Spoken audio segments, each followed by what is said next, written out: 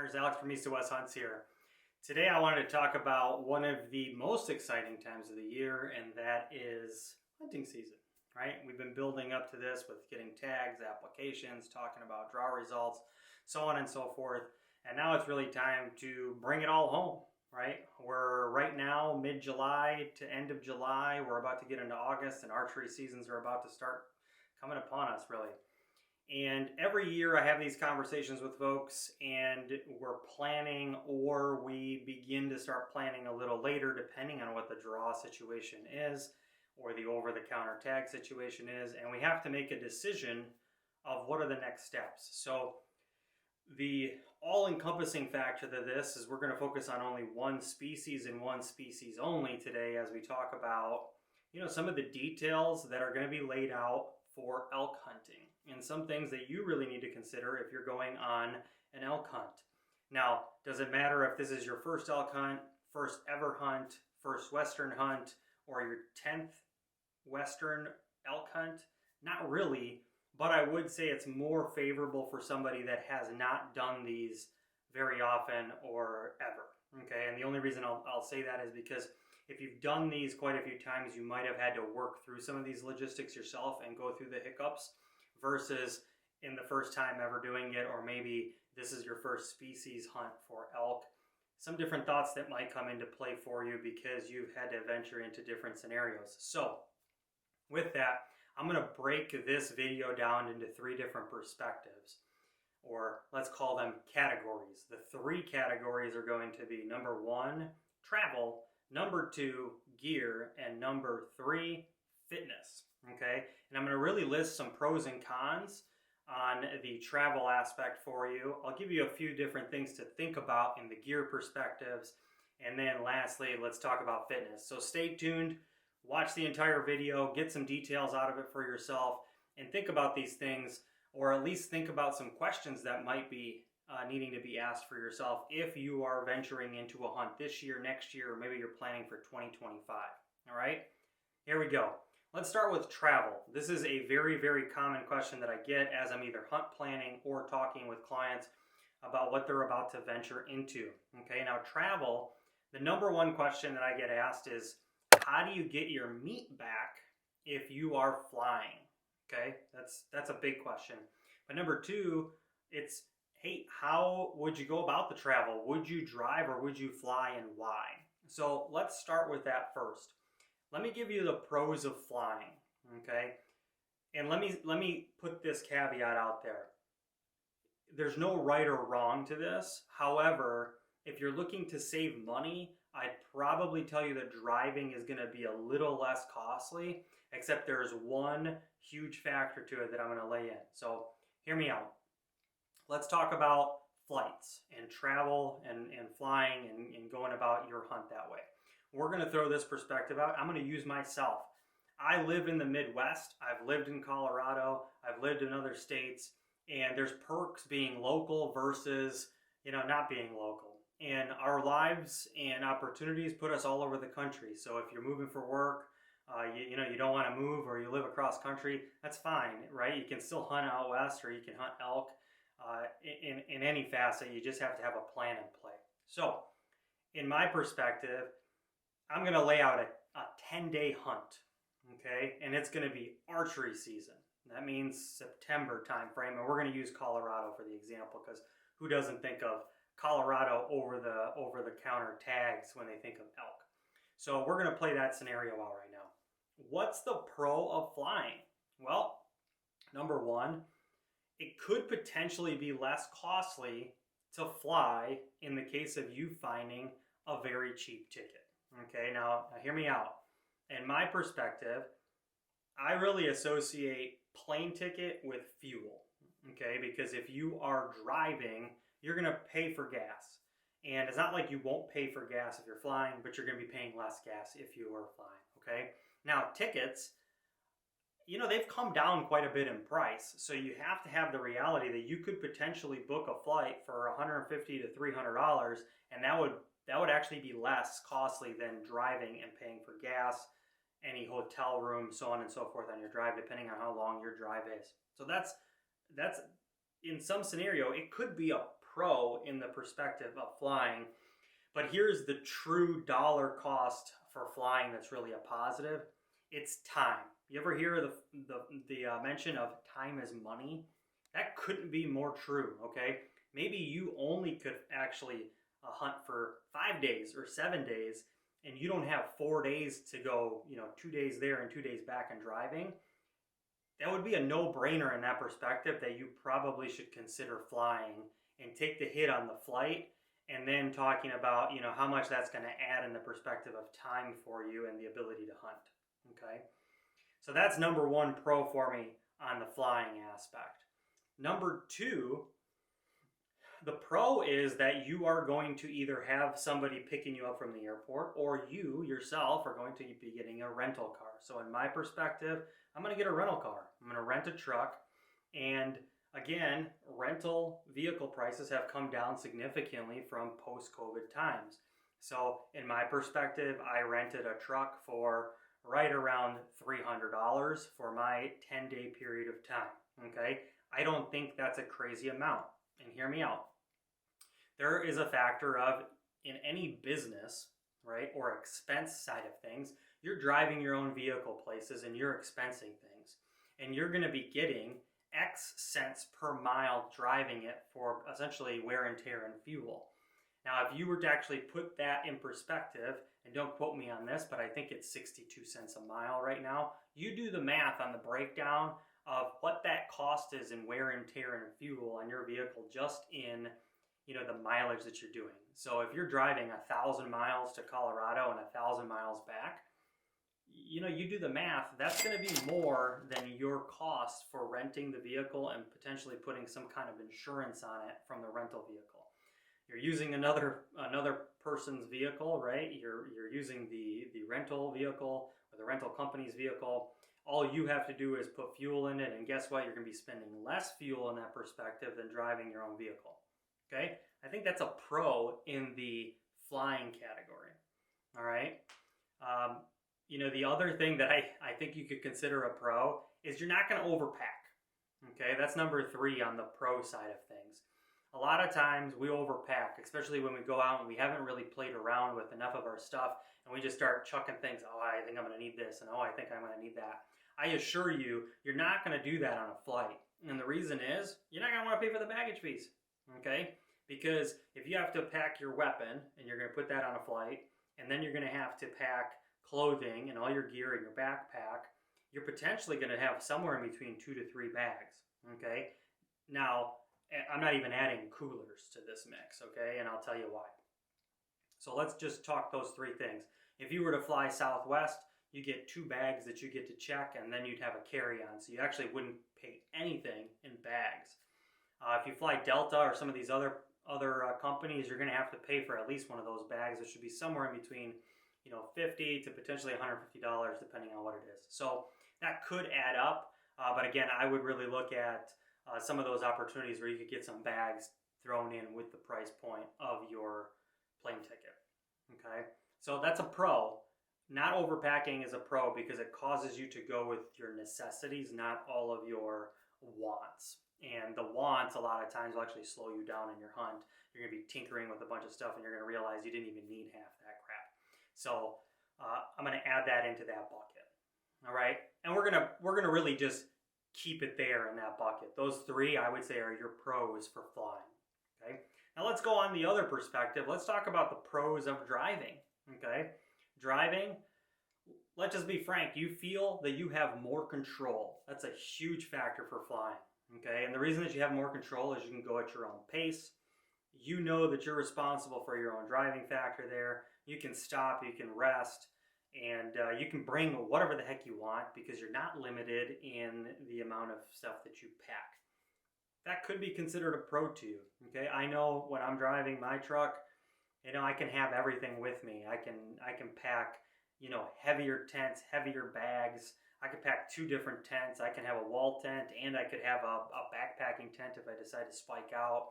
It just gives you a little bit more of your variables to play around with because you just have more stuff. So again, just giving you perspective on both sides of things here. The other one that I do think is a pro for you, if you are to drive, you're going to be able to bring coolers with you. And, you know, let's say that you're fortunate enough to harvest something, and you know, by all means, we want that. Then, you know, you're gonna have those things there, and you're gonna be able to put all the meat in there, and you're gonna be able to drive it back. Not to mention, you're gonna be able to bring more goodies for yourself, your snacks, and you know, sodas and beers and whatever the heck else you want to pack in your coolers. That's an advantage in that bucket for you. Okay. The third, and this kind of adds into with gear, you know, if you were to have some form of mechanical difficulty with a vehicle, you can have stuff in your own vehicle that would help you out, right? I'm just thinking of chains. I'm thinking of some form of, you know, wrench sets, you know, cables, equipment, whatever it is that you would need to get yourself unstuck, you know, repair something. Maybe you get a flat and you have a repair kit, whatever it is. You're probably not going to have those things if you have a rental. So that would give a point towards, you know, you actually taking your vehicle and really just giving you the storage and the gear. Okay. Really, the other pro that I'd give you, and I guess we would call this pro number 2, it's going to be that, you know, you have, it'll go back to control, but you actually know and you have experience with what you are driving. Okay.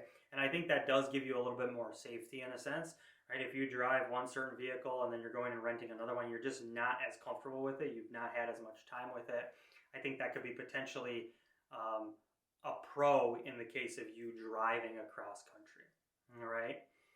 So really, those are the biggest factors that I think about. I think cost-wise is probably the third, and it could be tight, okay? I really think about the time is money factor, and I also think about, you know, if you're staying in a hotel, you know, I'd urge you, hey, maybe go to a rest stop or maybe a camp alongside, you know, somewhere else on public land. That could actually help you save some money. But, you know, you do have a little bit more savings in a sense of you have control over, you know, how fast you drive. Maybe you have some gift cards or something like that for gas that might help out in the cost perspective.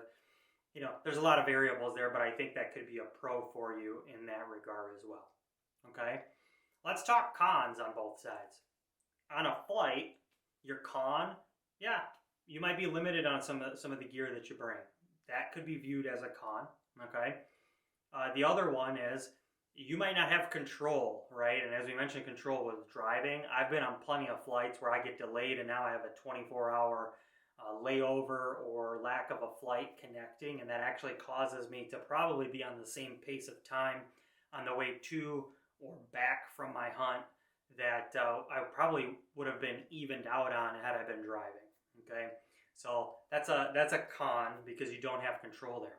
The other con is in the event that you are going to harvest something, and again, we do want you to harvest something, what do you do with your meat, right? Well, here are 2 things to consider.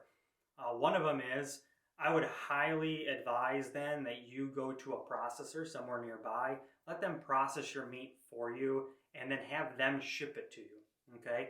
But in that case, it is costly. You know, you easily could be paying $400 or $500 in processing and shipping, okay?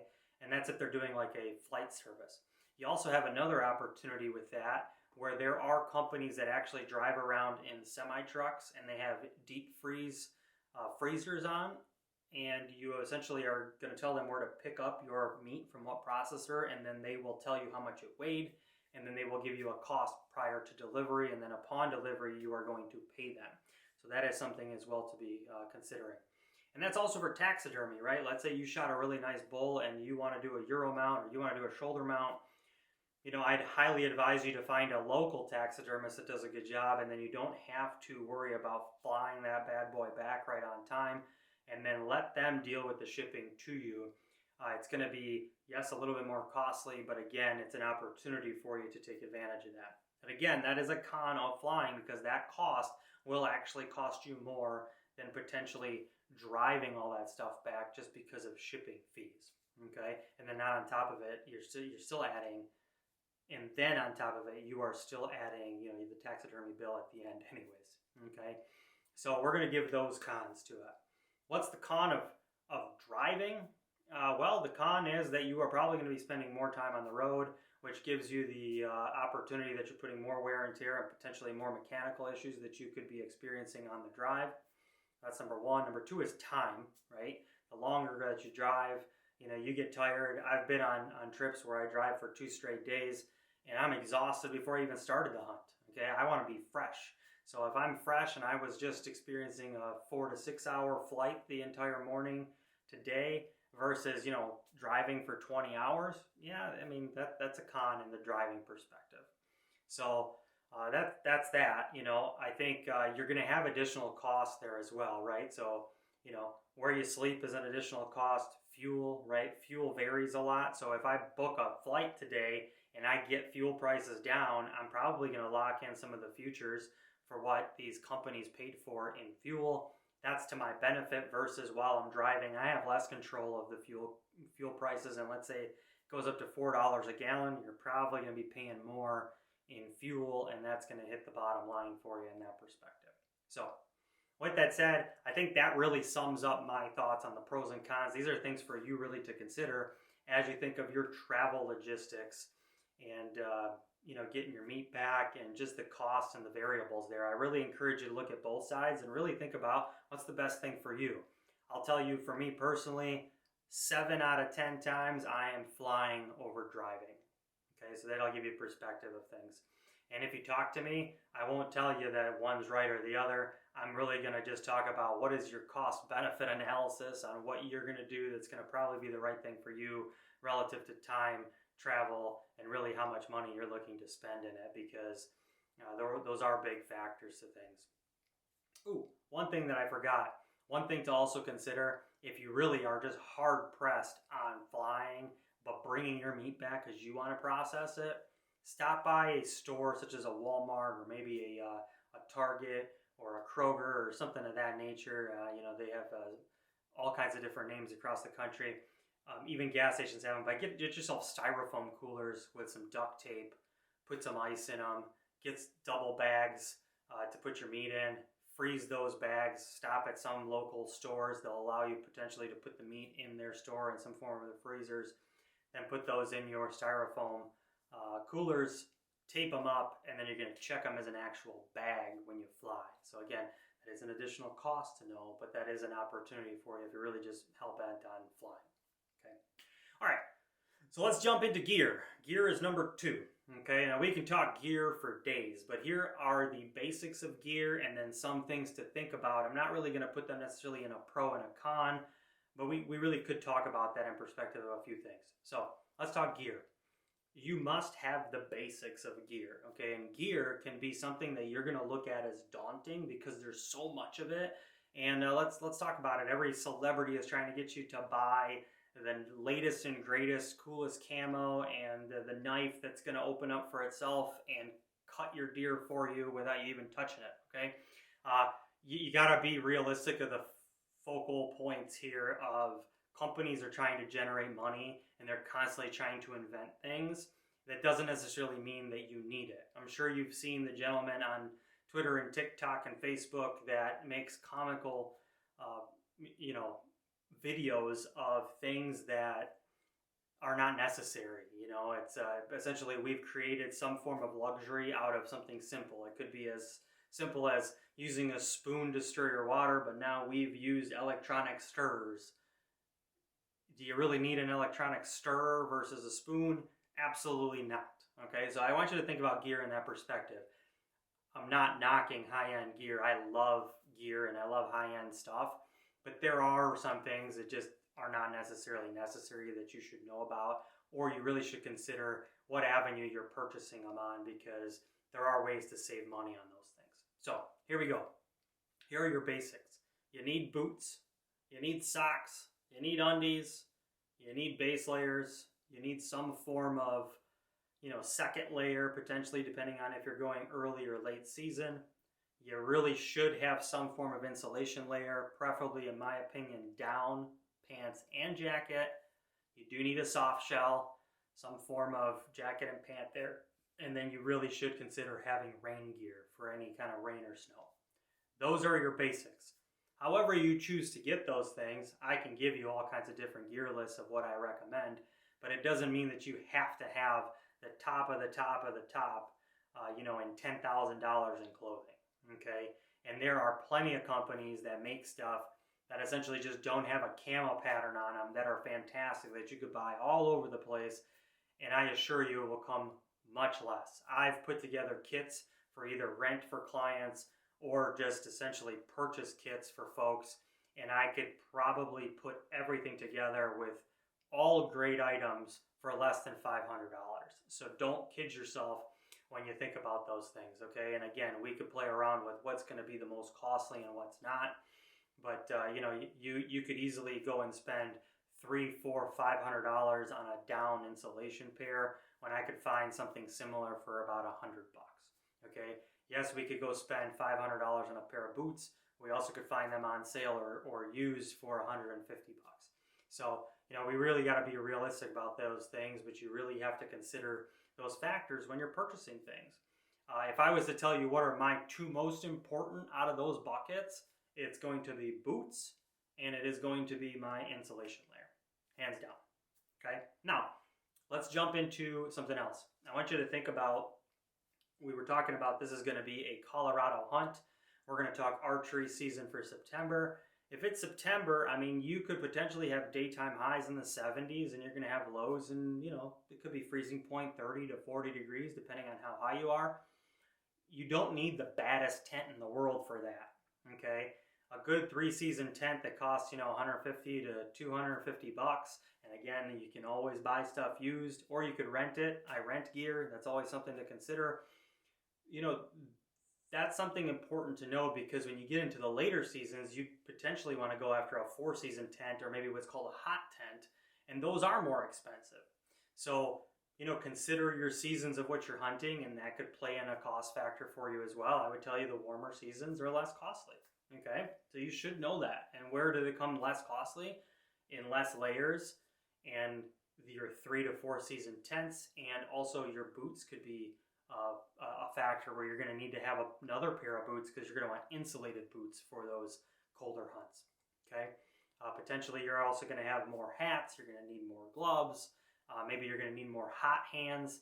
Hot hands are essentially those little hand warmers or body warmers that you have. Those are all things that add up after time because of you needing more for those colder times. So again, if you're really looking at saving money, I would say stick to more of those warmer seasons, archer or muzzleloader versus your rifle seasons. However, the reality is most folks when they're starting, most folks are starting with a rifle. So then that is the case. If you need to think about potentially a 4-season tent, you could maybe get away with a 3-season tent.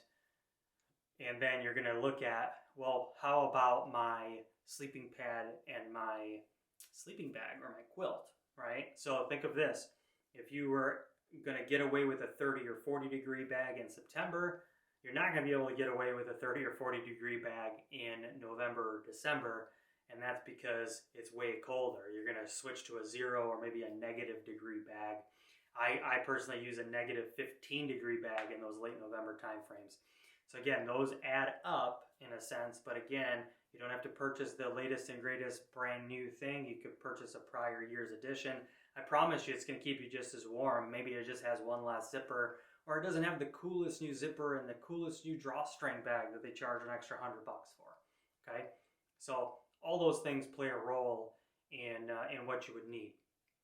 The other thing with gear that I really want you to think about is we talked about this with travel, okay?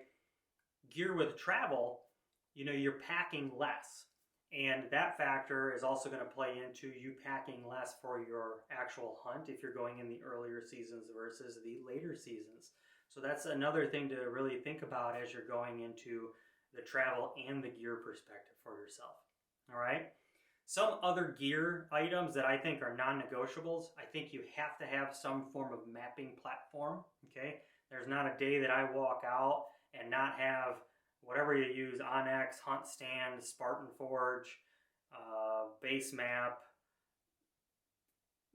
God, I think there's probably 2 or 3. There's Gaia GPS. I'm just thinking of all of them that I've used for hunt planning for clients. All of those, you have to have something like that with all of your waypoints and just know where you are and have those maps downloaded on your phone. That is a non-negotiable. Okay. Otherwise, you need an actual GPS like a Garmin, and then you're going to have their mapping software on your Garmin as well.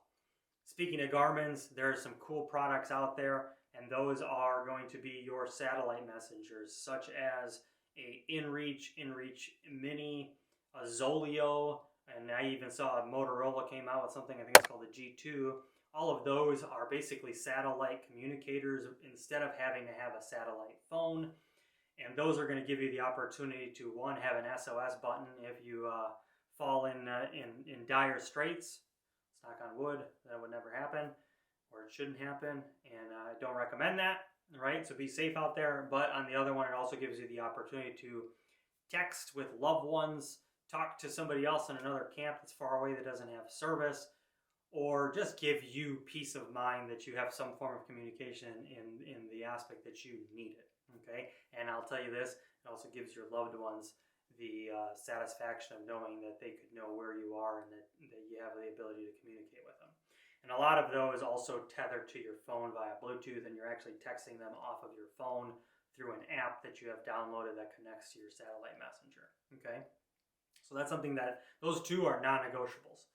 After that, you're really talking knives, game bags, and then the biggest weight distribution for you is going to be in food and water, and you need to know that. Okay, on average, you're going to be somewhere in between, realistically, 2 pounds of food per day, and then that doesn't add in water. You know, I typically am hiking with about a 3-liter water bladder, or at least 3 liters of water bottles with me, and that's because you know, if I'm hiking for long periods of time, I don't want to be stopping, and or maybe I don't know exactly where my next water source is because it should be here on the map, but it might be dried out. So I like to have the insurance that I'm going to have enough water to basically get to the next point of where I find water. So that's a big consideration. But if you are packing in and you're hiking into a space, really think about, you know, if you're doing a 7-day or a 10-day hunt, you know, you're adding a lot of weight, especially in food. So you do the math there, but if you had 10 days at 2 pounds, packing 20 pounds of food in your pack, that's a lot, okay?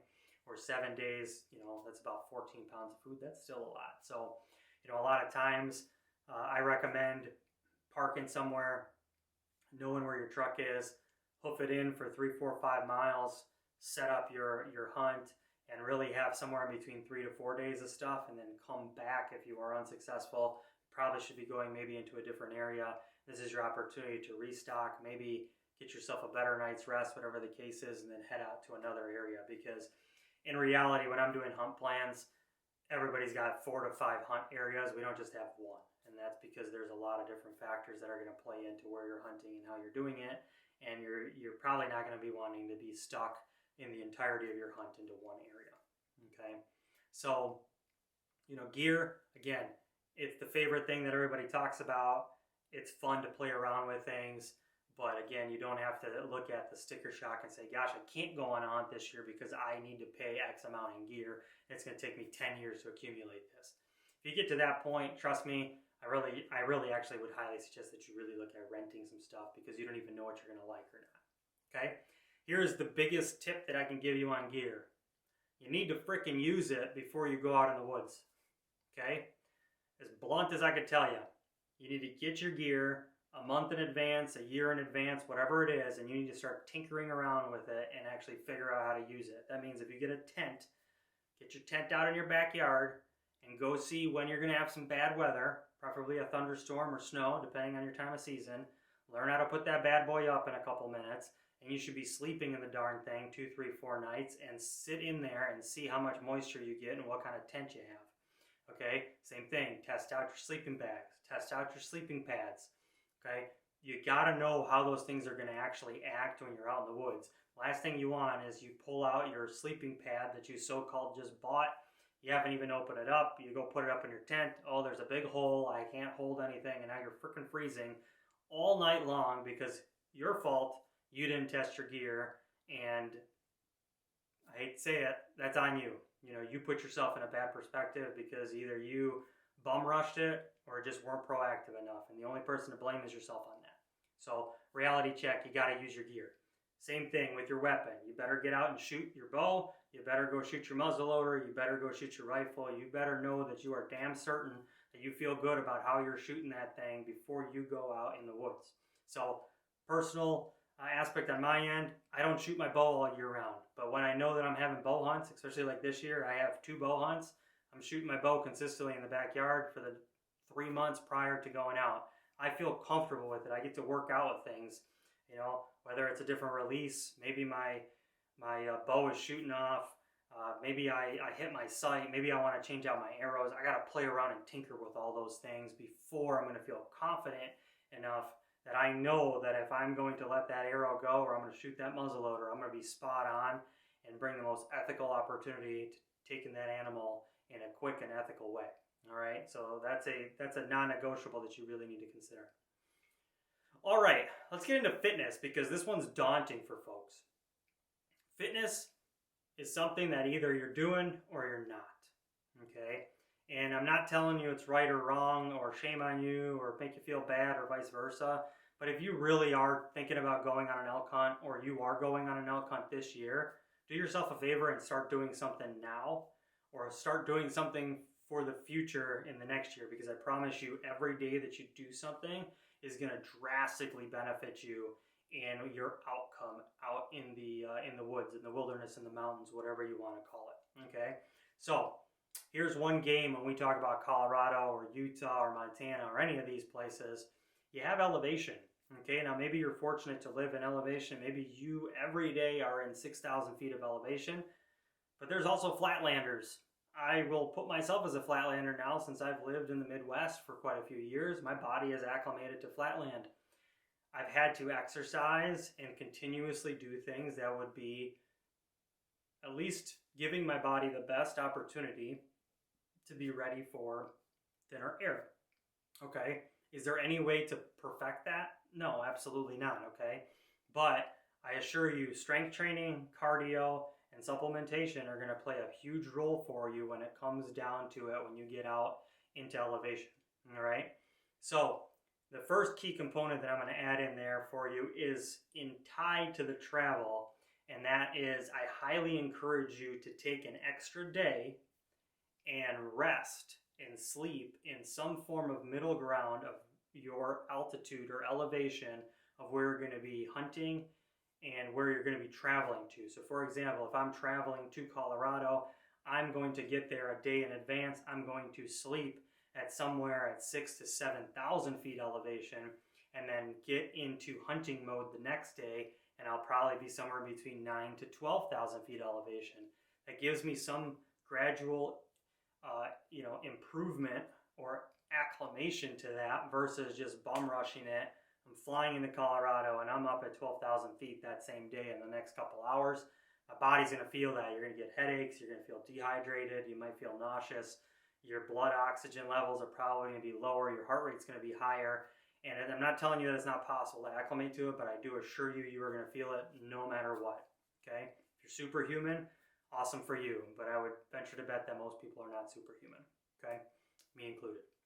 So with that said, take care of yourself. Have a plan of what you are doing day in and day out. Okay, I'm not telling you that you have to live at the gym, but do something every day in relation to that. Do some form of workout, strength training, get your backpack on, put weight in your backpack and use it, kind of going back to that gear perspective.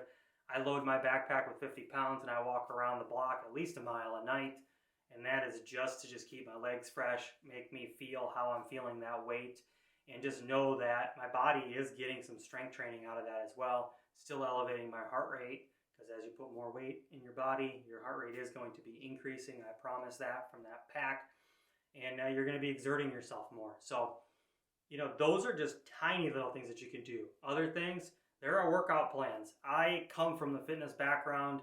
I have a certification and degree in that world. I assure you that there's a lot of stuff that we could do to benefit you with workout programming and planning, and there's all kinds of information out there on things to do.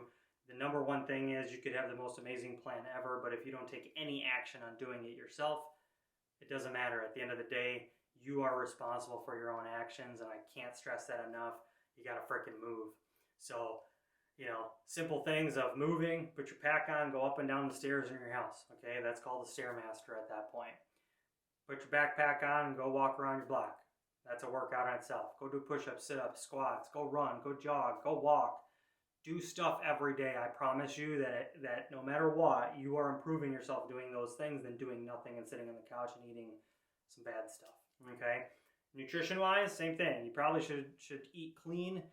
Every pound of body weight is going to put more pressure on your joints, okay? Some of the statistics that we hear is for every pound of weight, you're putting X amount of pressure on your knees. Well, think about it. If you add 5 pounds of weight or you take 5 pounds of weight off of your body, you are helping yourself out, losing some weight by taking that pressure off of your joints. So do yourself a favor, if you are not eating as good as possible, try to lose a few pounds, and I promise you that in itself is going to condition you more on top of what you're doing, okay? So again, I'm giving you guys some very simple things to think about, but these are reality points of some things to consider as you are going out in the backcountry, okay?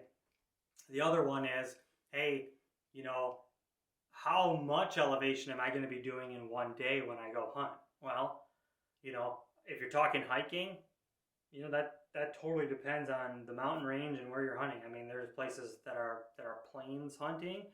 There is some wilderness hunts that are pretty rugged, okay? But we're going to talk some backcountry style tough hunts. You might be parking or coming from 6,000 to 7,000 feet.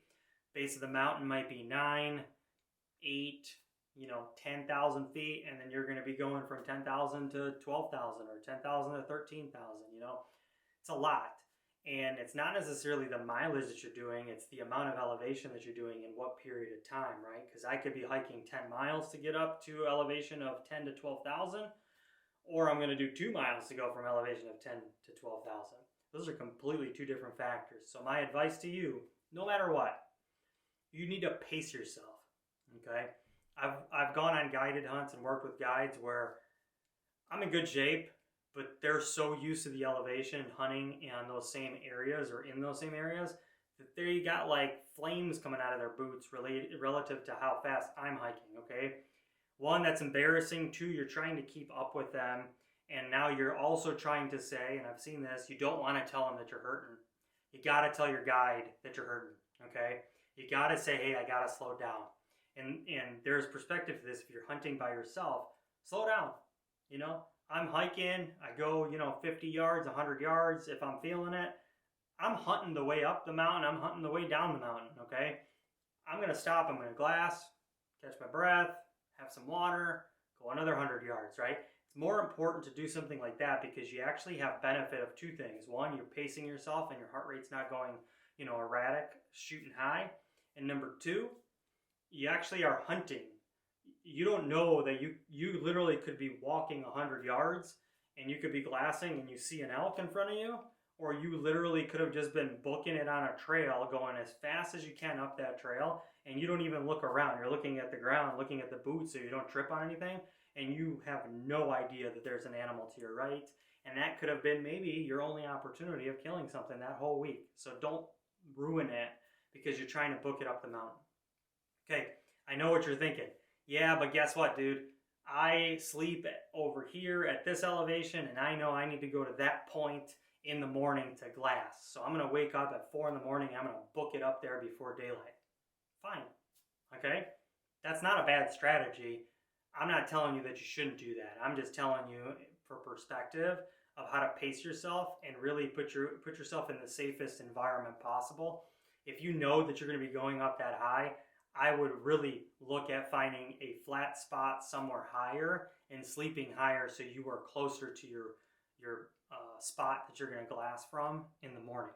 It's going to take you less time, you're going to get more sleep, you're going to feel more rested, and you're not taking as big of a toll and blistering your heart rate and getting super sweaty and flying up there and putting yourself potentially in a more unsafe environment. Okay, so those are the things that I really want you to think about in regards to fitness. If you have a question on any of these things, comment below. Please like, subscribe to the channel. Again, give me feedback. If you have any questions, I'd love to hear them. If you have other questions or you want to chat, go over to the website, www.easttowesthunts.com. or you can follow on Instagram at East to West Hunts, and send me a note or book a free consult on the website, and let's chat and see what perspective you're looking for and what you need to get you to feel successful and ready for your next hunt. Okay? Till next time, thanks for watching. Let's scout, hunt, and repeat. Have a good time. Thanks.